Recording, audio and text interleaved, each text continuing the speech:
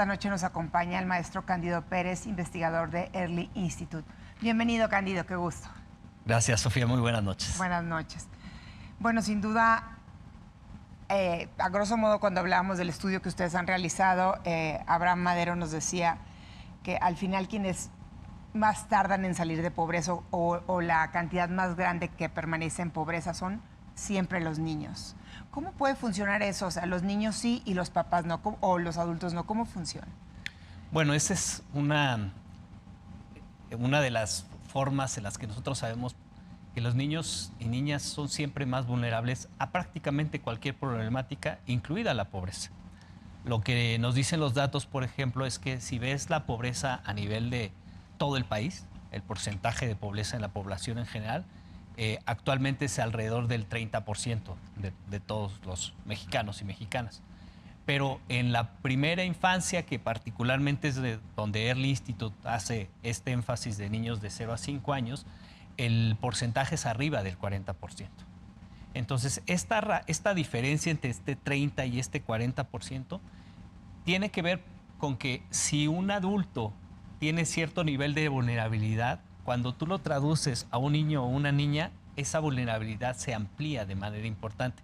Y ahí me gustaría hacer una cuestión muy importante. Cuando hablamos de pobreza en nuestro país, se mide de manera multidimensional. Es decir, no solamente se mide respecto a no tener cierto nivel de ingreso, que es lo que establece como una línea el INEGI, sino también de carecer de derechos sociales. Por ejemplo, carecer de acceso a una vivienda digna, carecer de acceso al sistema de salud o a la seguridad social. Entonces, por ejemplo, puede haber adultos que tengan acceso a la seguridad social, pero no necesariamente niños y niñas por diferentes situaciones.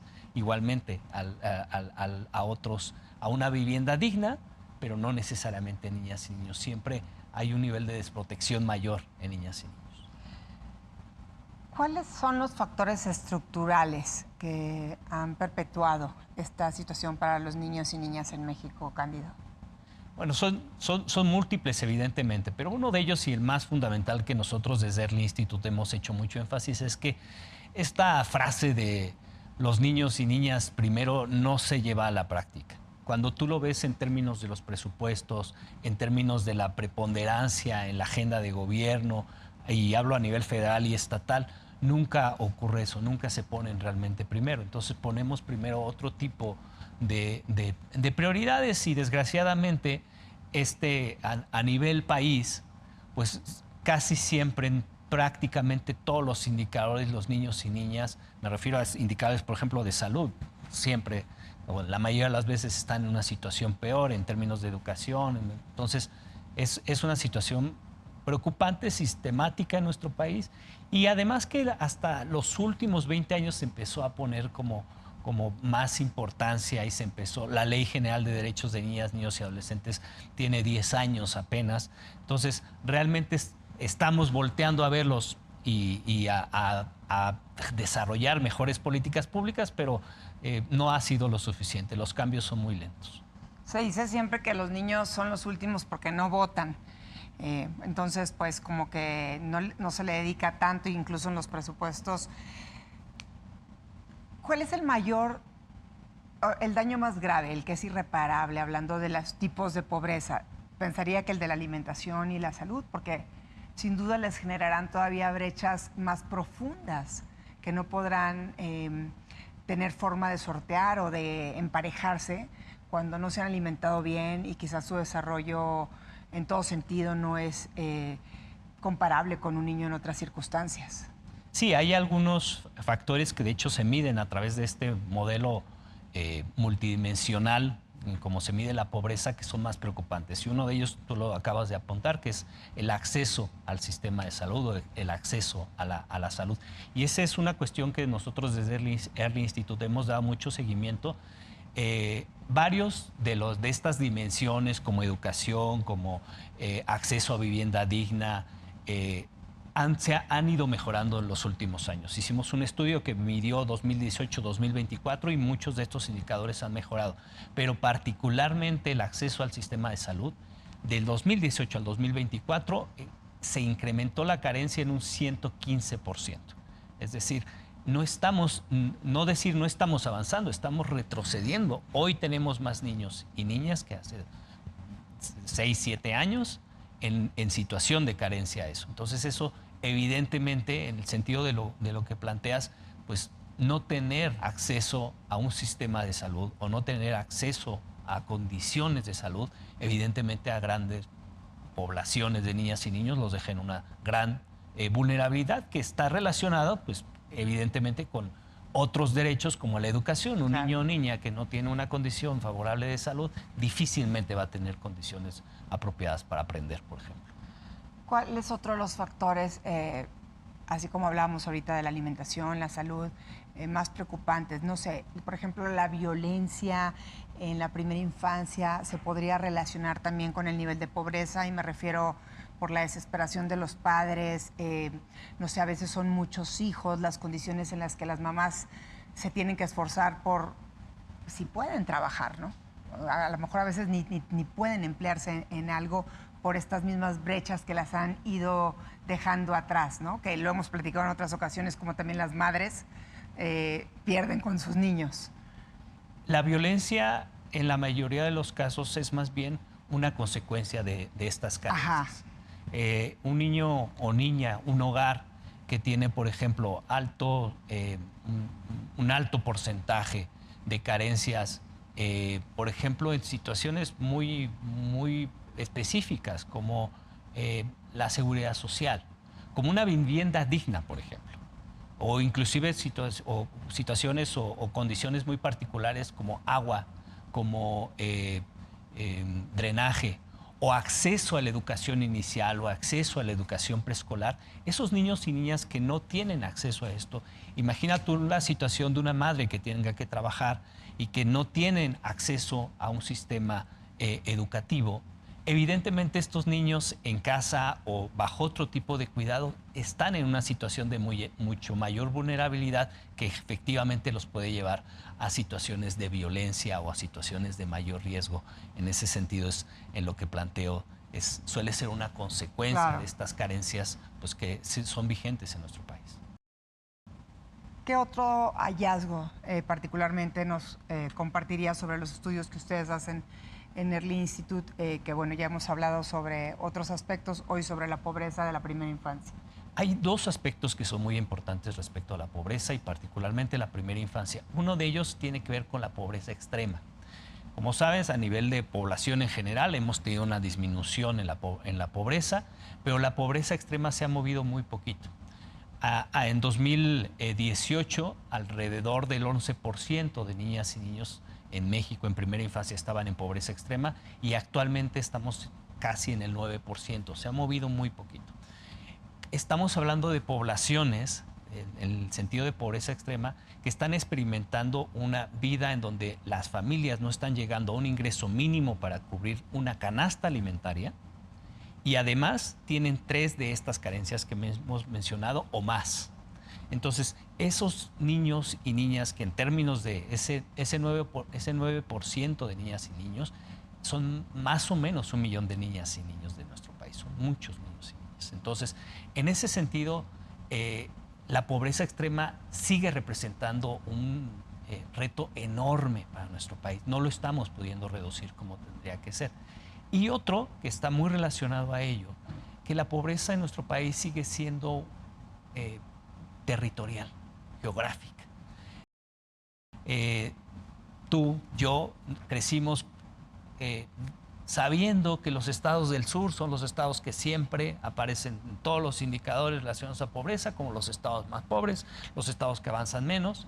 Cuando lo vemos en niñas y niños es la misma historia, pero ahí hay una situación aún más preocupante. Si vemos no solamente en los últimos datos de 2024, quiénes están arriba y quiénes están abajo en cuanto a estados. Arriba, en cuanto a menores niveles de pobreza, niñas y niños, están todos los estados del norte. Está Coahuila, está Nuevo León, están las 2 Baja Californias. Toda la franja del norte representa menores niveles de pobreza en niñas y niños. País. Y sigue siendo el sur quien aparece en los niveles más bajos. En Chiapas, por ejemplo, por darte un dato, alrededor casi del 80% de niñas y niños en primera infancia viven en pobreza. es altísimo. Y todos los estados del norte se encuentran abajo del 25%. Y además una cosa que es todavía más preocupante. Aunque en todos los estados ha habido reducciones desde 2018 al 2024, cuando ves cómo avanzamos a ritmos totalmente distintos. Nuevamente, el norte avanza mucho más rápido en la reducción de la pobreza y el sur avanza muy poquito. Entonces, si seguimos en esa tendencia, vamos a tener todavía más disparidades que se convierten en niños y niñas pobres a adultos pobres del norte y adultos pobres. Y con menos oportunidades de por vida.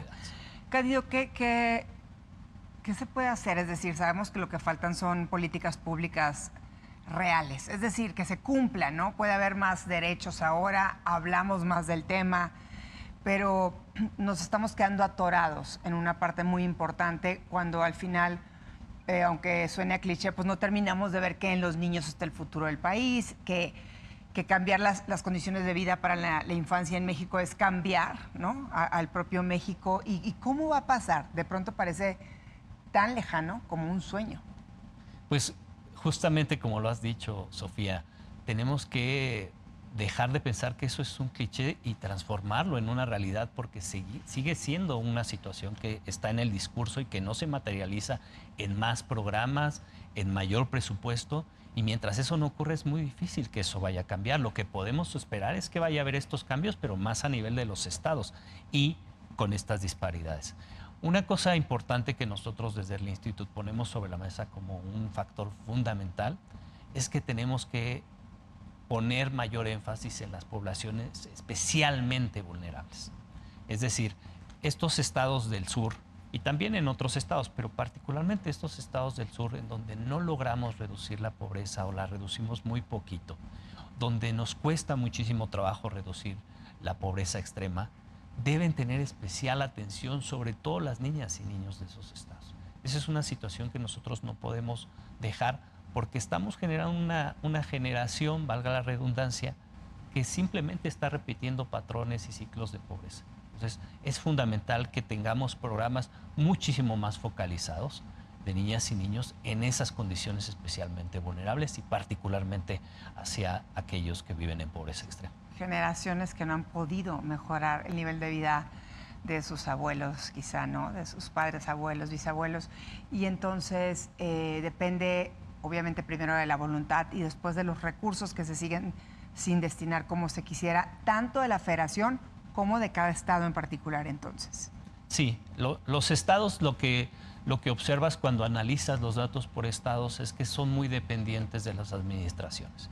Y la niñez no puede ser dependiente de las administraciones, es decir, de quien está en turno. Claro. Los países que han logrado prosperar en todos estos indicadores como los que he mencionado, particularmente haciendo énfasis en infancia y sobre todo en primera infancia, es porque tienen planes a largo plazo. La primera infancia no puede verse si no es hacia largo plazo, si no puede sostenerse en programas que sean fuertes y no vulnerables a cambios de administración.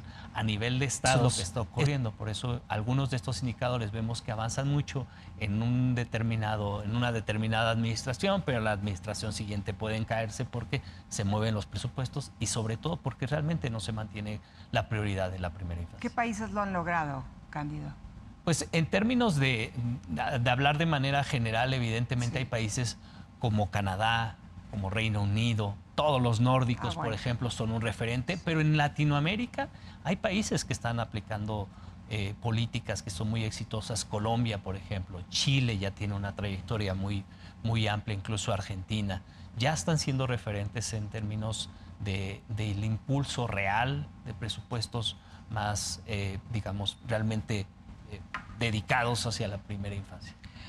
Ay, Cándido, pues sí, y cuando digo, ay, bueno, no es que sí me resulta lejano, pero deberíamos de aspirar a esa realidad de estos países que has puesto como ejemplo y sigamos con el tema en la mesa, no lo soltemos como sociedad, no solo le toca a la autoridad, si nosotros no presionamos igual y no va a pasar nada y como siempre les agradezco mucho, Cándido, el interés por estos temas y que los vengan a compartir con nosotros. Es el maestro Cándido Pérez, investigador de Early Institute. Buenas noches, Cándido. Buenas noches, Sofía. Gracias. Por estar.